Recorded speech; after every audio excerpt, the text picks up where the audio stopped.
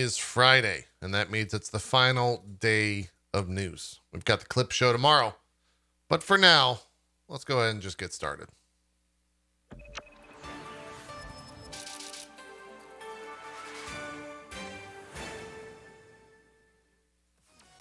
All right. Usually Friday is a little bit dead in terms of the news, but I guess because Gamescom has been going on, we got a fair share of things to discuss, as well as trailers to watch here on the old JPNN. Halo is starting off with the news. The Halo community manager was replying to folks. Josh Junsek. Let's go with that. Sorry, John, not Josh. John Junsiek. This is, I guess that's how you pronounce his name. Anyways, he made a tweet that a lot of people are discussing, and that is the idea that Halo Infinite will not have a traditional XP system. It'll just have challenges to level up the battle pass. The exact tweet was, "Hey Nick, playing and winning matches will be challenges, which will help players progress through the battle pass. Even though this means no per match XP at launch, you're still always progressing through challenges and therefore the battle pass. We'll update the blog to clarify." So I think Halo fans take a look at this and immediately are kind of upset and taken aback because the number, right, the XP system of 1 to 50 is kind of a legacy thing that existed in Halo. When it comes to the actual battle pass, I think it sounds fine. It basically means that if you're bad at the game, you can still progress the battle pass potentially at the same speed as everyone else. The thing that sucks about it is that in a lot of ways, people in multiplayer aren't going to be focused on the game itself. They're going to be focused on doing whatever is required in the battle pass. So it depends on how you look at it. I think if you're like someone that is a hardcore Halo player, you look at that and you kind of think like, well, if people aren't using the battle rifle in a 4v4 or 2v2, then why the fuck are we even here, right? Like they're immediately going to be a net loss on the team because they're trying to make sure they get 3 plasma sticks in a single round. But if you're playing in a more social sphere, social game stuff, I think it's fine. It keeps people, constantly exploring aspects of the game maybe they wouldn't explore. I don't know. It means different things to different people, ultimately. I don't think that there's exactly one. It's not exactly, it's very nuanced. It's not black or white in this regard. So we'll see. A lot of it also relies on like what the developers put in there. If some of the challenges are fun and not just kill a guy with 4 frag grenades 3 times in a match, and instead it's like stick a warthog with a plasma nade, causing it to flip over or something like that. I don't know. That type of stuff could be kind of fun. So we'll see. We'll see what happens with that. I don't think they're going to be that crazy, but it is definitely the talk of Halo Twitter at the moment. That people are either for or against it.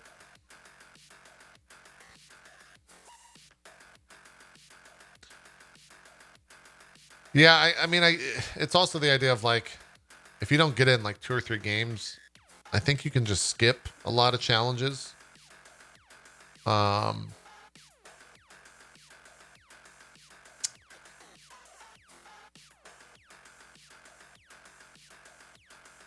We'll see. We'll see. The comments on Our games are pretty against it.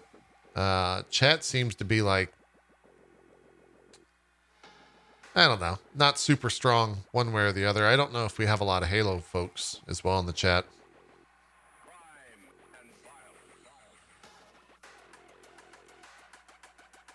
For me, I'm probably just going to jump into like ranked Halo and just play ranked Halo and not necessarily care about the battle pass that much.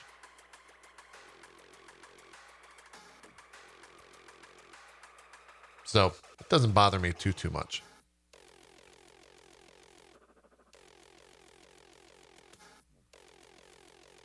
Yeah, it's kind of nice to have a to-do list as well.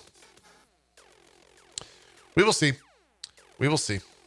They've had a pretty good string of frustrating folks this past week, though, with Halo. If you think back, last week we got the idea of co-op and Forge not being there at launch. This week on Tuesday, everyone was upset that we didn't get a release date. That got satiated on Wednesday when we did get a release date. And now we're back to being upset because there's no traditional XP system tied to the battle pass. So tune in next week to see what we're upset with at 3434. Moving along. There's a bunch of news regarding Elden Ring this morning. Apparently a handful of folks saw a 17-minute gameplay demo, which I would assume that sometime in the future, we will probably get that same 17-minute gameplay demo in some fashion. But a bunch of screenshots came out from it, as well as the little news tidbit that the in-game text is being written by Miyazaki and not George R.R. Martin. So I think a lot of people are just wondering, like, what the fuck is George R.R. Martin going to be doing? I think I've seen reports that a lot of the like early world building was associated with that. And I think they're also considering doing like other forms of media in one way or the other in the future. So we'll see. It's fine. It doesn't necessarily impact me.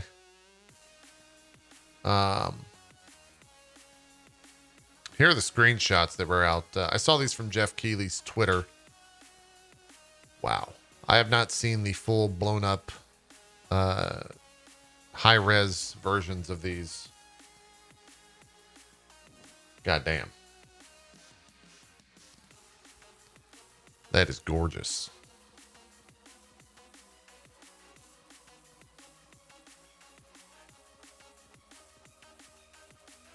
That is a very pretty looking screenshot.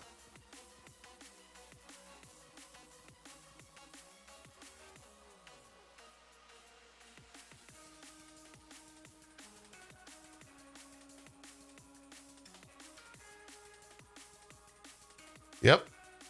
I'm a fan of that. Do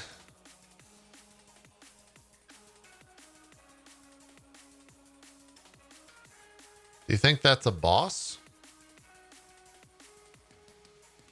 Or is that a spell being cast?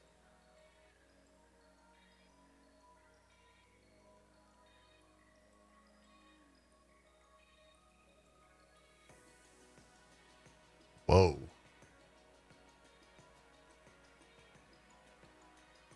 What even is that monster design?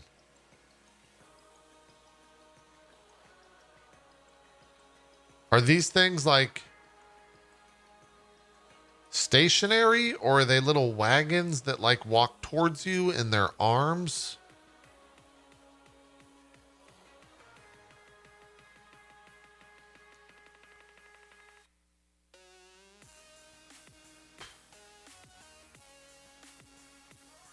I hope whoever designed these creatures is getting therapy. Because what the hell? They've got a baby in their arms.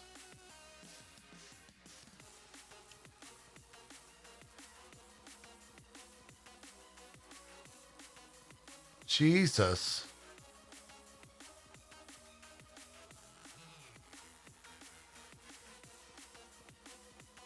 Okay. I mean, this to me, that might as well be the fucking cover. Granted, I think the cover art is already done, but like that one, this is just an incredible shot.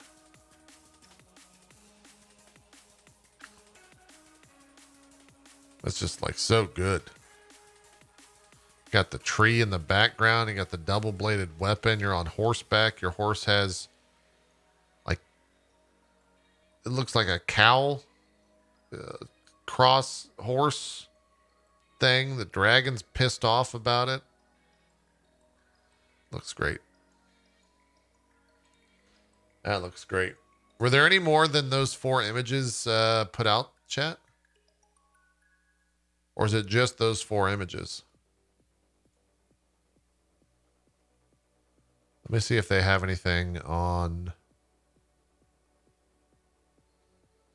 I don't think there's any more on the Elden Ring Twitter. There's 8. Where else were they published? Let's see. IGN Elden Ring. They probably have all of them, right?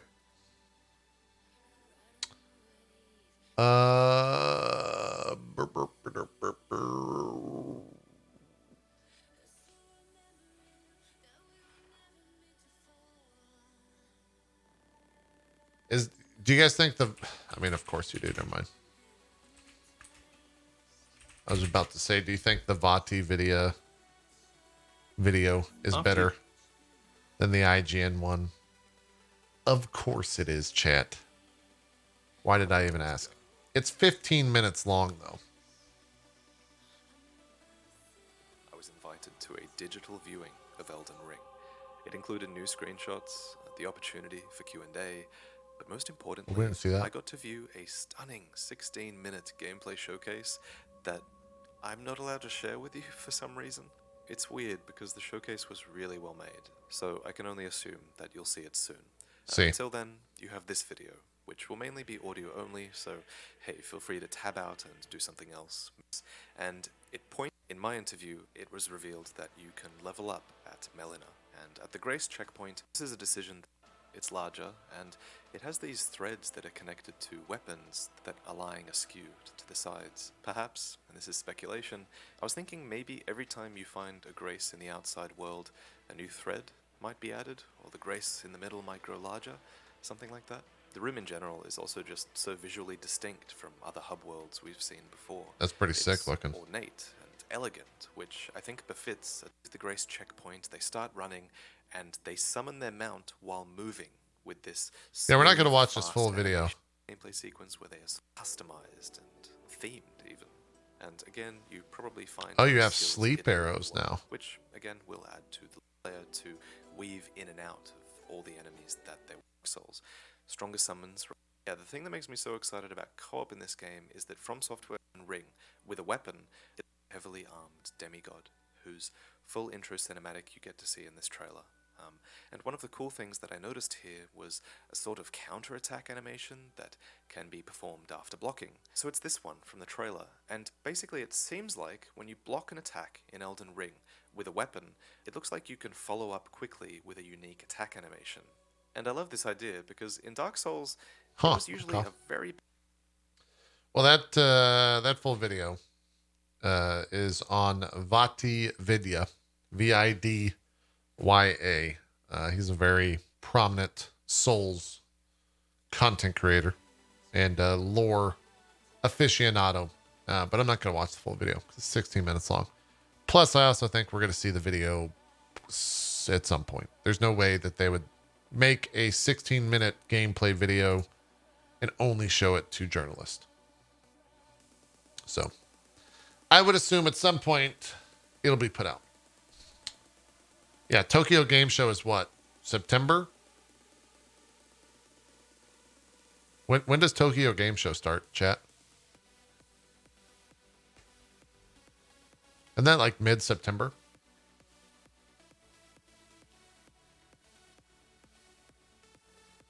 '30th of September. Ooh, we got to wait a month to see that. Oh well. Moving along, Suda51 says that No More Heroes 3 is the final game for the series. He tweeted out the No More Heroes 3 Twitter tweeted out a thing. We can read it here. I'm covering up some of the text. It says, I hope everyone is getting by okay in the summer heat. There's a brand new exhilarating action game in which the entire galaxy is thrown into a state of war that will hopefully help to blow away the sweltering heat and humidity, and it's being released on August 27th. The game is called No More Heroes 3 Final Bout. Bibbidi blobbidi blue blah blah blah blah. As hinted at with the final thing, Travis Touchdown will be finally coming to the end of his final battle and will be embarking on a much-deserved long journey. Join him as he goes absolutely buck wild in the garden. No cosmos of madness. Okay. Now carrying it with 1,000 thoughts, I run along the Thunder Road once more. As one journey ends, the Crimson Bike falls into a deep sleep. Goodbye, Travis. Goodbye, No More Heroes. Goodbye, fleeting moments and days. Farewell to all Travis touchdowns everywhere. So he's done. He's out. And we'll get another fucking weird ass game from Suda51 sometime in the future. I hope people keep giving Suda51 money. Because his absurdity knows no bounds.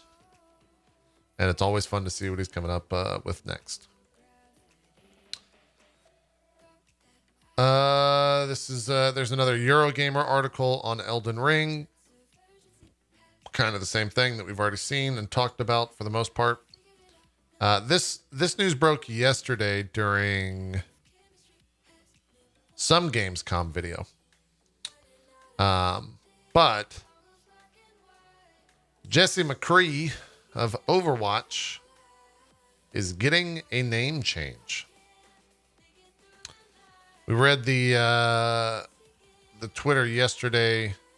I suppose we could read it again here. Why not? Why not? We built Overwatch Universe around the idea that inclusivity, equity, and hope are the building blocks of a better future. They are central to the game and to the Overwatch team.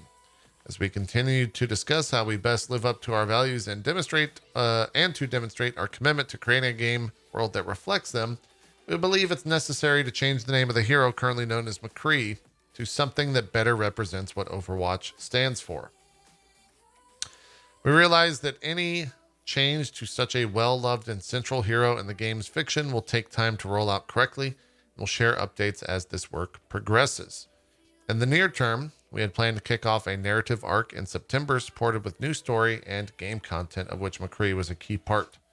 Since we want to integrate this change into that story arc, we will be delaying the new arc until later this year and instead launch a new FFA map this September.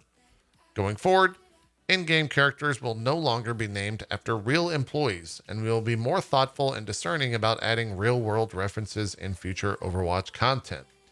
This will help reinforce that we're building a fictional universe that is unmistakably different from the real world and better illustrates that the creation of Overwatch is truly a team effort. Work on these updates is underway, and they are just a part of our ongoing commitment to honest reflection and making whatever changes are necessary to build a future worth fighting for. We know that actions speak louder than words, and we hope to show you our commitment to making Overwatch a better experience in-game and continue to make our team the best it can be. So I kind of read a bunch of commentary around this situation. And ultimately, it seems like this is a good thing. I was not aware of the idea that in recent Overwatch broadcast, casters were not calling McCree by McCree. They refused to say the character name. A bunch of employees refused to say the character name. So I was having not been aware of any of that. I was a little bit like, okay, you do you. But now after kind of like reading about all that, seems like a good overall change. For those that weren't or not aware or have not been following the Activision Blizzard stuff, and you'll have to correct me 100% here. I think the character was named after a Blizzard employee who was kind of a central figure or a adjacent figure to all of the Cosby Suite stuff that has come out in recent times, as well as just being a complete piece of shit of a person. Like they were a part of it. And the fact that that was named after such kind of a central character in Overwatch, they decided that they're going to change the name. So he was explicitly named as one of the few core people involved. So yeah, that's coming from my chat. There you go. So with that in mind, cool. Change the name. It's going to be really hard to erase the idea, like, and this is purely me speaking. Having played Overwatch for 1,000+ hours back in the day, it's gonna be really hard for me to look at McCree and be like, "Oh, that's not McCree. That's Jessam." I guess you can't call him Jesse as well. That's what's like a wild, I don't know, whatever Wild West name they go with. That's Bubba. Right? It'll be tough. It'll be tough. But overall, I think it's a good change. Once you kind of understand the meaning behind it. I think at first glance, you can definitely look at that and be like, it's just a PR move. Fuck off, Blizzard. But my understanding is that the devs were the actual ones that wanted the change and not PR. And so with that in mind, it it means a little bit different in the scope of what it is. Anyways, let's move on. We talked about the Saint Row. We might not do trailer time today, actually. A lot of the stuff trailer-wise has kind of all been used on Gamescom. Here's a story that I talked about before we started recording a little bit. This is a not a wild one. It's an interesting story. So the Summer of '58 was a game that came out like week or two ago. When this game launched.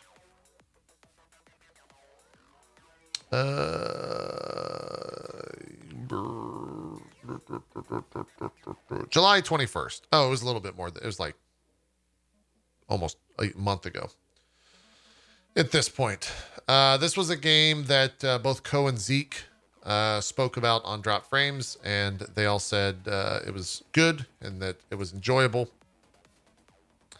The Summer of '58 developer has resigned after many users have refunded their game on Steam due to it taking under 2 hours to complete. They tweeted out the following statement. It says, "Friends, thank you for your support. I'm leaving game development for an indefinite time to collect my thoughts." And then also posted this little snippet here. And said, "The fact is that my game Summer of '58 does not reach 2 hours of playing time by Steam standards. In this regard, a huge number of returns on the game, even with positive reviews, and I do not earn anything to create a new game. Thank you very much for supporting me. I'm very glad that you like my games, but since I have no conditions to do something new, I have to do something else. I will immediately answer everyone who asks about from day to day. This game will not see the light of day in the near future. See you later." You can definitely tell this was from like a notepad because you can see the little thing right there. But yeah, that's a really shitty situation. And then of course the Twitter crowd decided to chime in. Man, some of these tweets are just like, what the fuck is wrong with you? Yeah, it's on sale for $7. I think generally the game costs $10. I don't remember Co and Zeke talking about the length of the game being an issue, or maybe they did and I was doing something else, or I'm not sure.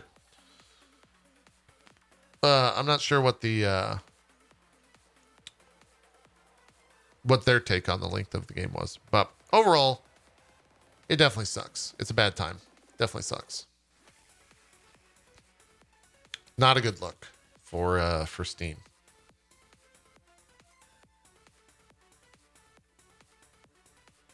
It's on the top seller list now. Good on people for supporting after seeing it.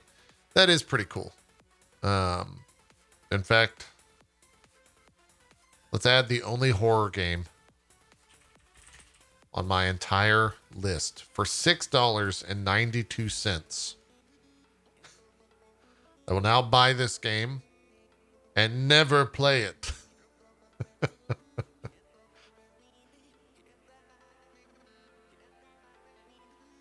I have purchased the Summer of 58, and it now wants me to install it in which I will say, no, I will not install that game. I will not install that game. I will not play your scary fucking game. You asshole developer creating a terribly scary game. How dare you? How dare you? Let's move on.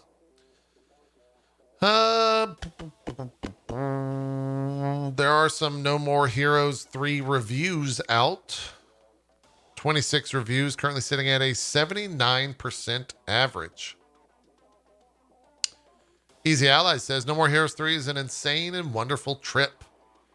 9 out of 10. Game Informer with a 7.75 out of 10 says No More Heroes cutscenes and boss battles are worth the time investment alone. Its highs greatly outweigh the lows and provide plenty of fun for those who stick it out until the end. IGN gives it a 6 out of 10. No More Heroes 3 is an amusing but extremely uneven sequel, with its entertaining bosses mostly separated by poor performance and bare bones tedium. Okay.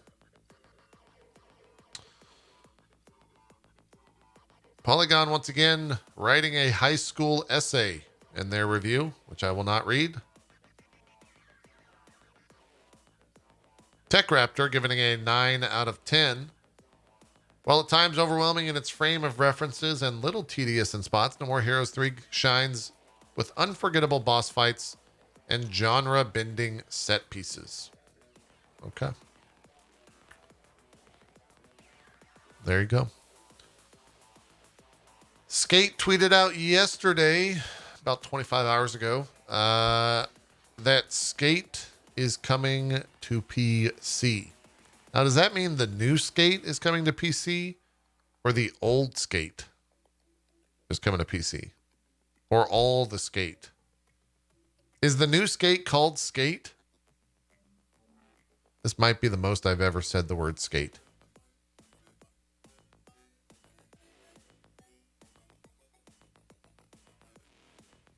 Okay.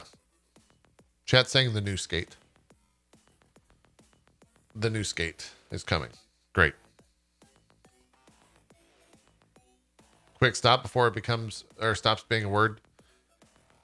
Nod to you, fellow Ted Lasso viewer. Oh, I didn't see this news. Fallout 76 project lead Jeff Gardner has left Bethesda. He tweeted out, "My time at Bethesda Game Studios has come to an end. It's been an amazing ride from producing the designers on Oblivion, Fallout 3, and Skyrim, to lead producer of Fallout 4, and finally project lead of Fallout 76. I will miss my coworkers and want to thank the amazing fans. Stay tuned. How much do you want to bet that he's going to go and make another Fallout game at a new studio and not call it Fallout?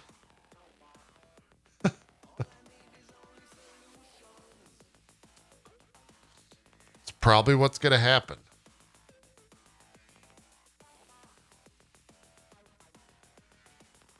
That's generally what I assume is going to occur. Oh, wow. I didn't see this yesterday. And no one in chat told me about this.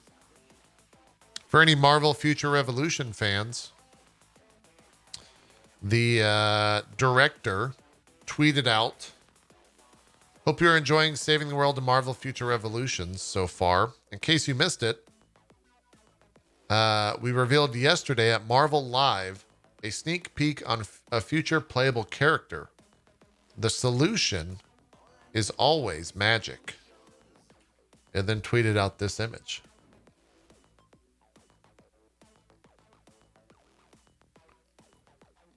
I like me some magic. It's a pretty sick character. I'm a fan of that character. No idea who that is. She's from kind of like X-Men, newer X-Men. She's a really cool character that hasn't really gotten kind of any video game love. She's also going to be in Midnight Suns, the upcoming game from Firaxis and Marvel.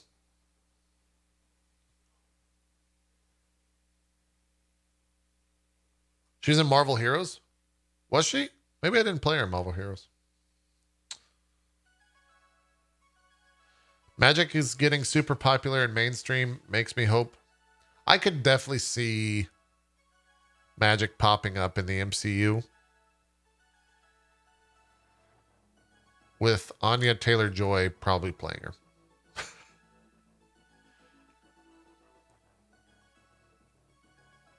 She was in the movie The New Mutants? No, she wasn't. No one. That movie never even came out. That wasn't even a real movie. What are you talking about? This is all bullshit. Let's move on to the next story. Okay. Jeez. Fucking New Mutants. It sounds like a stupid movie. No one would watch that movie.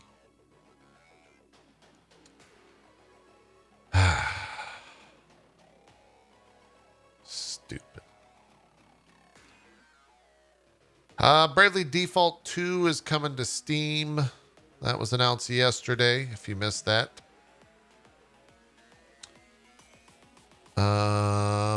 And then most of the other stuff we kind of covered throughout the week.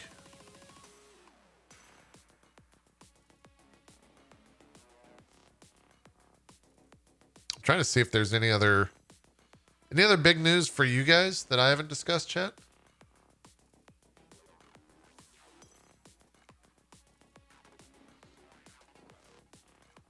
I'm refreshing to see. Oh, Median XL, that Diablo. Median XL 2.0, that Diablo thing is out.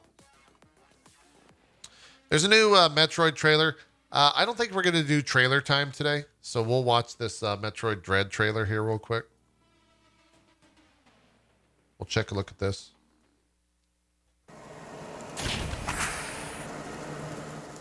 There's no other trailers.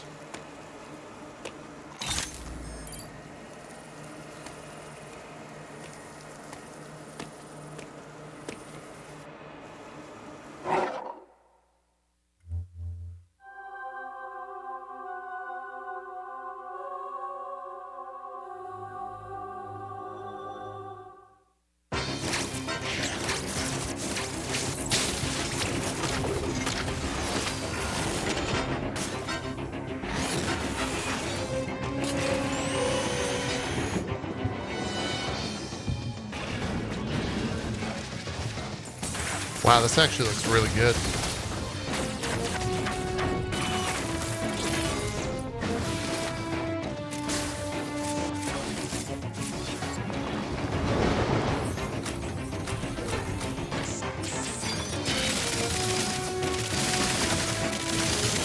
This is the first footage of this game that I've seen where I'm like, fuck yeah, this looks great.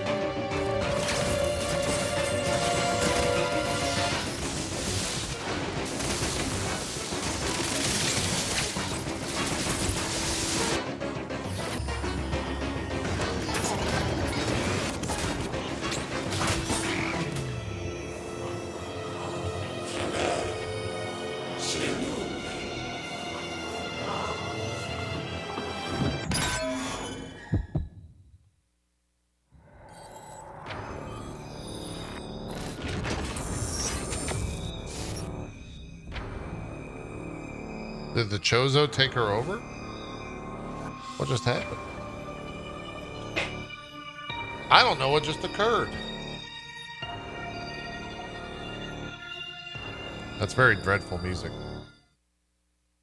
Very dreadful music.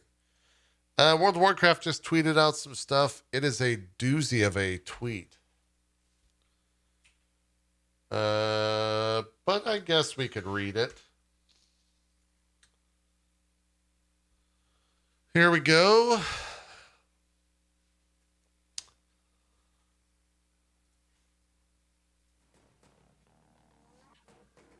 Over the past few weeks since we shared an update, the WoW team has been focused on the immediate future, both for our people and workplace, and what's next for players too. As part of that, the entire team came together to ask, what are the biggest changes we're hearing are getting in the way of your fun, and what are the most impactful changes we can make to WoW today to fix that?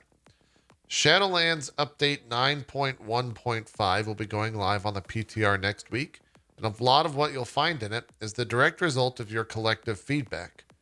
Final Fantasy XIV really exploded, and no one is currently playing our game. Please come back to play World of Warcraft, or we're going to have to go work on the new Call of Duty. Please don't make us do that. We really don't want to. It includes long asked for changes to make it easier to swap covenants and conduits. Updates to make it so you don't need to repeat covenant campaigns on alts, new character customization options for some races that were lacking them, and many more changes to help you play the way you want. You can download Final Fantasy XIV Heavensward for free and play up till level 60 via the Final Fantasy XIV free trial. It also has updates to improve the game environment for our community, including additional changes to some content to better reflect our shared values, better visibility into the impact of your in-game reports of harassment, and more serious penalties for people engaged in disruptive behavior. Endwalker comes out on November 24th or the 19th for early access. Please don't play that over anything that you're going to potentially want to play from us. Sorry, it fell apart there. The goof's over. We hope you'll be seeing. We hope you'll see something from your own 9.15 wish list. We post the patch notes next week, and we'll keep listening, refining, and building on that as we continue PTR testing and development of what's next. For our Burning Crusade Classic players, we're excited to let you know that the first major content update, Overlords of Outland, will be going live soon. Starting September 15th, you'll be able to take on Prince Kel'Thas and Lady Vosh in a pair of iconic raids, engage in a new season of arena combat, and more. We're also working on something for WoW Classic players who told us they'd like a chance at a fresh start, and we'll be sharing more on our plans soon. They're milking them, chat. They're milking them. Creating World of Warcraft is truly a collaborative effort between people on our team across Blizzard and all of you. And as we build, iterate on, and talk about what's next, we hope we can demonstrate our commitment to making Azeroth, the best place it can be for everyone. How are the replies to this going?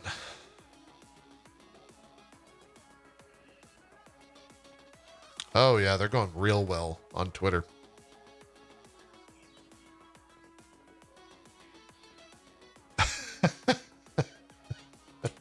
Someone tweeted this. They did them real dirty, chat. They did them real dirty.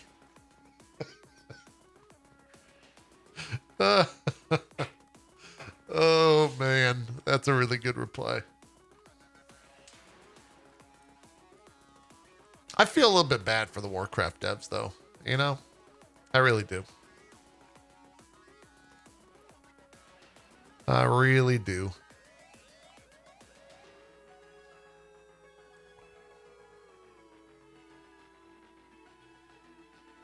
The true test, though, will be. I feel like when's the true test? The true test will be if World of Warcraft decides to launch something at Endwalker launch date. What would that be? Are there any WoW players here? Like, is 9.2 going to launch for Endwalker release?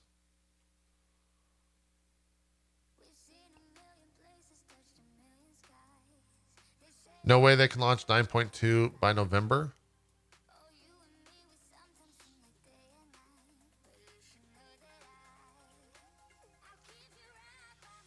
What about big raids? Can they schedule a raid to come out?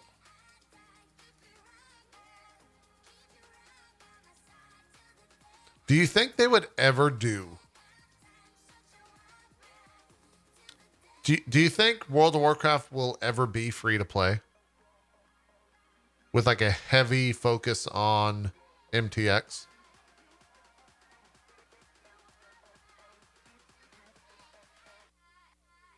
I wonder if that will ever occur.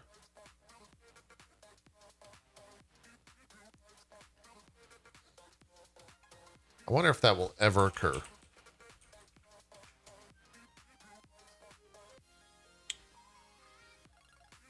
Ooh, chat. I didn't see this. And shame on you, chat. Shame on you, chat, for not giving me this update. But the next live letter for Final Fantasy XIV is September 18th, which will include details about combat updates. Yes. Yes. Then I can finally choose which class I'm going to be playing for Endwalker. That is on a Saturday, which means I might actually wake up for that. I might wake up for that.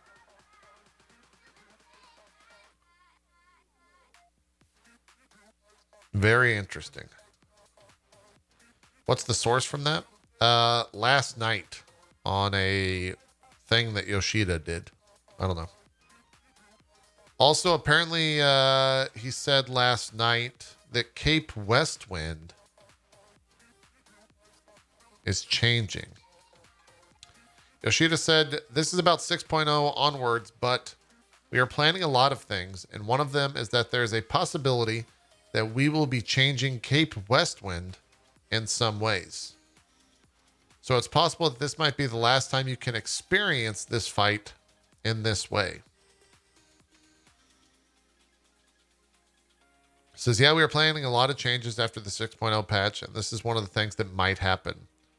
I mean, Ritaten is supposed to be the Empire Shield, and the Q comes up. He's a bit, for that status. Oh boy. What if they just tune that fight and it's like stupid difficult? Just like completely absurdly hard. Could be. Oh my God. Did they really? Well, I guess we'll wrap up today's JPNN with the huge news, chat, that they have discounted the file of Fantasia. What are we talking here? What's the price here on this Fantasia? I mean, if one were to spend money on Fantasia right now, what would it cost? What would it cost? What would it cost?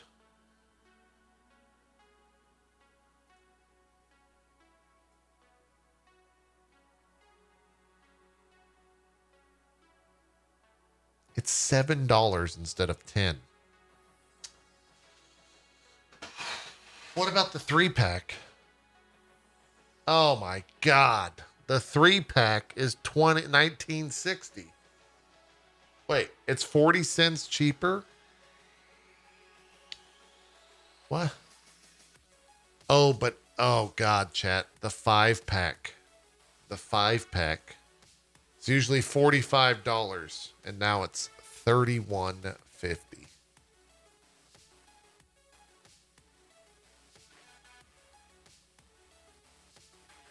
We might have to buy it. We might have to buy it. Anyways, I don't think we're doing trailer time today. There's no trailers out. Gamescom was very heavy in that. We watched the new trailer coming out from Metroid. I think we'll save the Daily Demons as well for Monday, which means Monday is going to be stacked as fuck. Because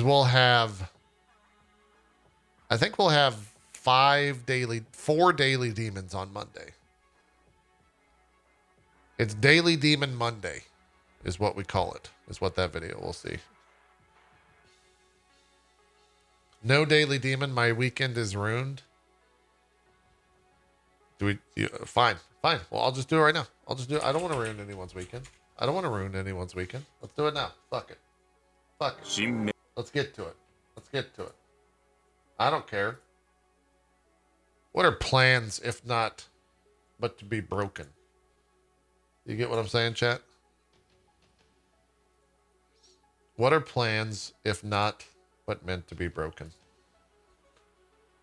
Daily Demon number 72.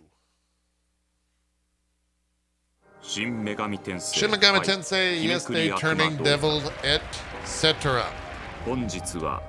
Today, I am surprised by the spirits. Me too. So am I. What? Frames are good, spirits. Frames are good. Which are the attributes of fire? 世界の万物を構成する4大元素の一つで、定時なエネルギー体であり、熱い、乾いたソーダとさ。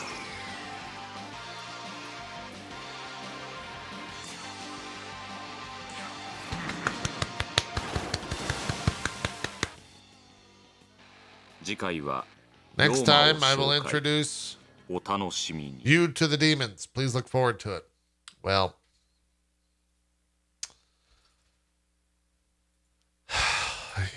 it's just 72 sucked. 72 sucked. The frames are good, though. The frames are indeed good. But 72 was bad. Frames, however, very good. That's going to do it for the old JPNN today. Thank you so much for watching. We'll be back tomorrow with a clip show, courtesy of r/game stream fails. I've not been on the subreddit this week, so I'm curious to see what the big clips are. Oh, our buddy Bronze Girl is currently the #1 clip for the day, so we'll see her next week.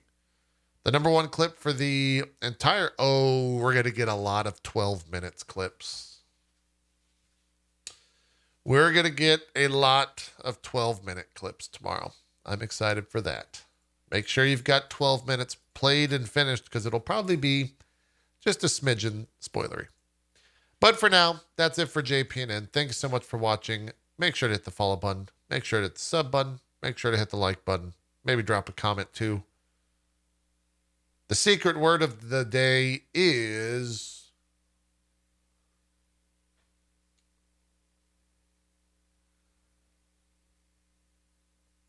lens spray. See you in the comments. Thanks for watching.